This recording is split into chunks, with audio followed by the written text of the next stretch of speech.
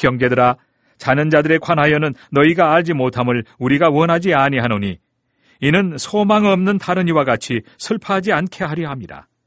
우리가 예수께서 죽으셨다가 다시 살아나심을 믿을진대 이와 같이 예수 안에서 자는 자들도 하나님이 그와 함께 데리고 오시리라.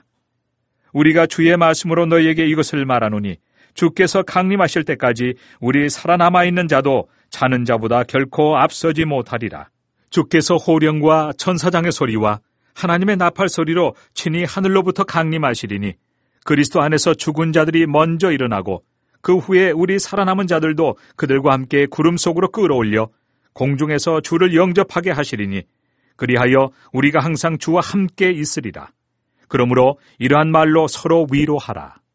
형제들아, 때와 시기에 관하여는 너에게 쓸 것이 없음은 주의 날이 밤에 도둑같이 이를 줄을 너희 자신이 자세히 알기 때문이라. 그들이 평안하다, 안전하다 할 그때 임신한 여자에게 해산의 고통이 이름과 같이 멸망이 갑자기 그들에게 이르리니 결코 피하지 못하리라.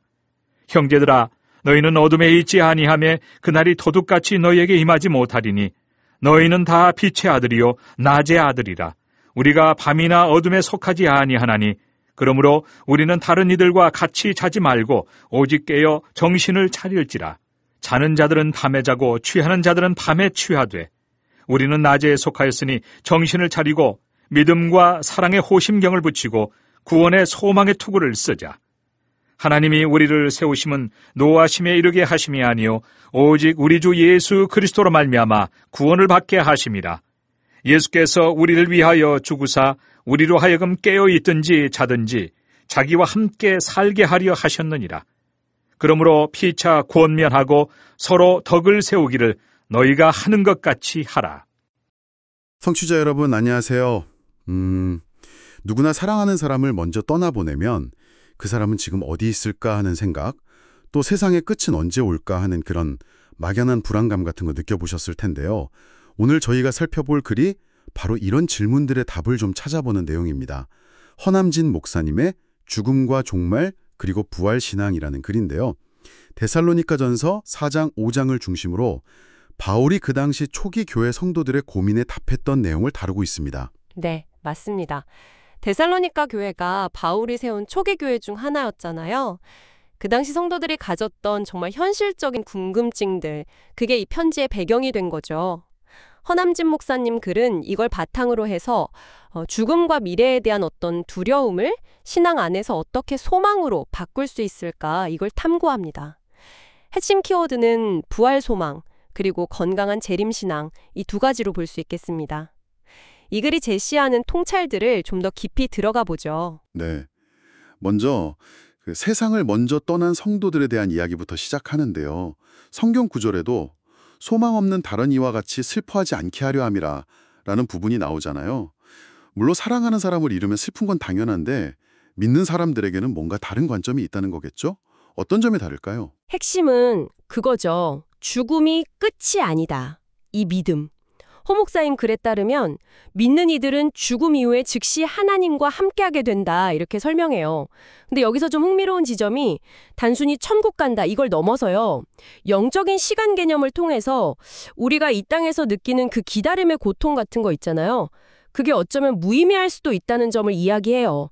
뭐랄까, 천년이 하루 같다는 표현처럼 영의 세계에서는 우리가 생각하는 그런 연대기적 시간이 적용되지 않으니까요. 먼저 간 분들이 우리를 막 오래 기다린다, 이런 개념 자체가 성립 안 될 수도 있다는 거죠. 아, 그렇군요. 그러니까 죽는 순간 바로 하나님 앞에 서게 된다, 뭐 이런 관점이네요. 그런데 또 그래서는 주님이 다시 오실 때 그때 이분들이 먼저 육신의 부활을 경험한다고도 설명하잖아요.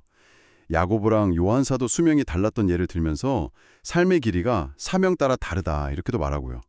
방금 말씀하신 죽음 즉시 하나님과 함께한다는 거랑 마지막 날 부활한다는 거, 이 둘 사이의 관계가 조금 헷갈릴 수도 있을 것 같아요.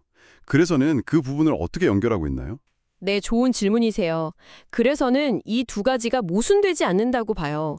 그러니까 영적으로는 죽는 즉시 하나님과 함께하지만 육신의 부활, 그리고 하나님 나라가 완전히 이루어지는 것은 주님이 다시 오실 때, 재림 때 이루어진다는 거죠. 그래서 먼저 떠나보낸 이들 때문에 너무 절망적으로 슬퍼하기보다는 그들이 이미 하나님 품 안에 있구나. 이걸로 위안을 삼고 또 부활의 소망을 가지라고 권면하는 겁니다. 죽음을 비유적으로 이 세상 집에서 하나님 나라 집으로 이사가는 것 같다고 표현하기도 하고요. 두려움보다는 소망의 대상으로 보게끔 안내하는 거죠. 네. 먼저 떠난 이들에 대한 소망을 이야기하다 보니까 자연스럽게 그럼 우리는 언제 무엇을 기다려야 하는가 하는 질문으로 이어지네요. 종말과 재림 문제요. 5장에서는 재림이 밤의 도둑같이 예고 없이 온다고 하죠. 그래서 그 시기를 안다고 주장하는 건 잘못이다 이렇게 경고하고요. 맞습니다. 종종 이제 이단들이 시한부 중말론 같은 걸로 혼란을 주기도 하지만 성경은 오히려 그 시기는 아무도 모른다. 심지어 예수님 자신도 모른다고 하셨다는 점을 허 목사님은 강조하세요. 그러니까 중요한 건 재림의 시점을 예측하는 게 아니라 어떻게 기다리느냐 하는 그 자세라는 겁니다. 여기서 이제 깨어있으라는 권면이 나오는데 이 부분을 좀 오해하기가 쉬워요. 네, 맞아요. 깨어있으라는 말이 자칫 잘못하면 재림하는 그 순간에 기도하고 있거나 예배드리고 있거나 그런 특정 행위를 하고 있어야 구원받는다 이런 식으로 오해될 소지가 있을 것 같아요. 그래서도 그 점은 분명히 경계하는 것 같던데요. 그렇습니다. 허 목사님은 깨어있으라는 게 어떤 행위 구원을 의미하는 게 절대 아니라고 명확하게 선을 그으세요. 구원은 이미 예수님의 십자가로 완성된 것이지 우리의 어떤 행위로 얻어내는 게 아니라는 그 전제를 분명히 하는 거죠. 그러면 깨어있으라는 건 뭐냐? 그건 우리가 이미 빛의 아들, 낮의 아들이라는 새로운 신분을 얻었으니까 그 신분에 맞게 살아가라는 의미로 해석해야 한다는 겁니다. 신분에 맞게 살아간다. 그건 구체적으로 어떤 모습일까요? 어둠에 속한 사람들처럼 방탕하게 살거나 세상 염려에 빠져 살거나 그런 게 아니라요. 믿음과 사랑으로 서로를 보호하고 믿음과 사랑의 호심경이라고 표현하죠. 또 구원의 소망을 굳건히 붙잡고 구원의 투구라고 하고요. 그렇게 살아가라는 거예요. 그러니까 종말을 기다리는 건강한 신앙은 미래에 대한 막연한 불안감이나 현실 도피가 아니라는 거죠. 오히려 현재의 삶을 더 충실하게 살아가는 동력이 된다는 겁니다. 일상에서는 성실하게 살면서 믿지 않는 사람들에게도 좋은 영향을 주고 또 공동체 안에서는 서로 사랑하고 격려하고 세워주는 삶, 그런 모습으로 나타난다고 볼 수 있습니다. 네. 오늘 허남진 목사님의 글을 통해서 죽음에 대한 두려움은 부활의 소망으로 또 미래에 대한 불안감은 현재를 충실히 살아가는 동력으로 바꿀 수 있다는 그런 통찰을 얻은 것 같습니다. 먼저 세상을 떠난 이들은 하나님과 함께 있고 또 부활할 것이라는 믿음, 그리고 언제 올지 모르는 재림을 빛의 자녀답게 살아감으로써 준비하라는 메시지, 참 인상 깊었습니다. 네, 그렇죠.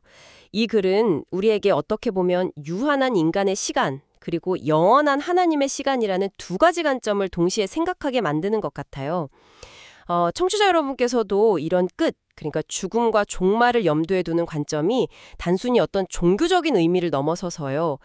오늘 나의 하루, 또 나의 관계, 나의 선택에 어떤 영향을 미칠 수 있을지 한번 성찰해 보시는 건 어떨까 싶습니다. 삶의 유한함과 영원성에 대한 고민은 우리 모두에게 중요한 질문을 던져줄 수 있을 거라 생각합니다.